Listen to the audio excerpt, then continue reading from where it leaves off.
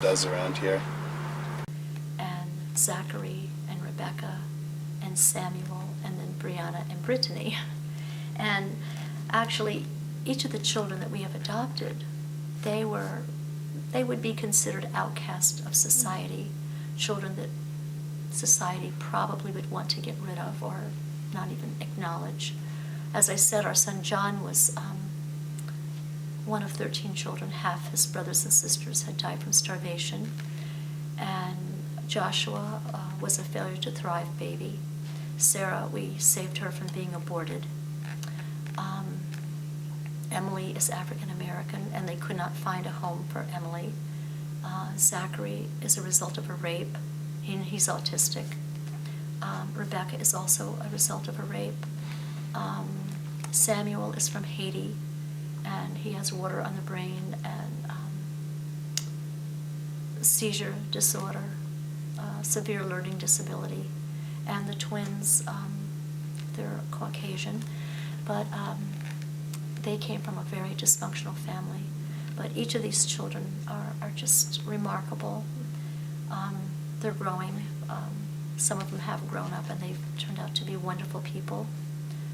Our son John was studying to be a priest. Joshua teaches in a high school, teaches Latin and theology, and they're just such beautiful children, and we have great hope for them. I understand you have a thrift shop. Yes, we do.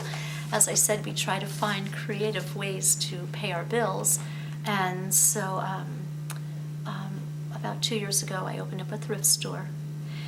In the beginning, through many years, I had always been reluctant to do this because I never wanted to take away from the poor. But since I opened up the thrift store, God has been so wonderful. He has given us so much. We could almost double what we get in donations as far as material goods are concerned. So we've had enough to sell, and then enough to give out as well. But our little thrift store also serves two purposes. Not only does it bring in a little extra money for Madonna House, but some of the people coming to Madonna House feel embarrassed to get a referral, or maybe they're incapable, but they struggle getting things that they need for their families. So when they come to Madonna House, to our little thrift shop, they're able to get some really nice things at very inexpensive prices. My name is Doris Thomas. Everybody calls me Grandma, Auntie, whatever.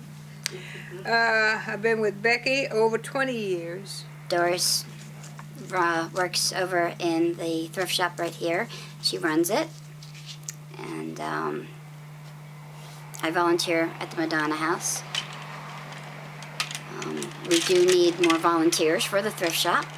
So we could use any help that we can get. If we can get volunteers that can offer more than a couple hours a day, that would be helpful. We need more than one person in the shop at a time, and Doris is usually the only one here. So she needs a lot of extra help. So if we can get any volunteers, that would really be helpful. We could also use volunteers over at the Madonna House.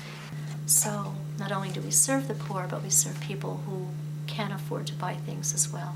Now, how does someone go about making donations, either monetarily or materially, to Madonna House? Well, of course, they would have to bring the things to us. And if they wanted to donate money, they could send us a check, made out to Madonna House. And if people want to donate any type of car, any type of vehicle, boat, they would have to contact us.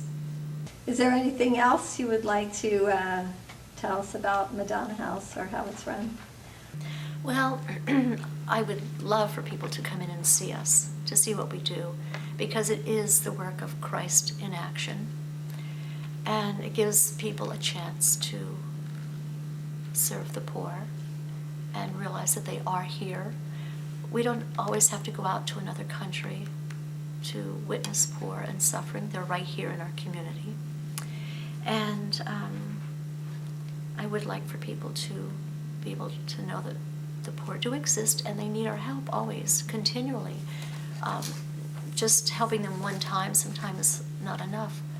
Our job as lovers of God is to continue to serve the poor And so the poor need us on a continual basis.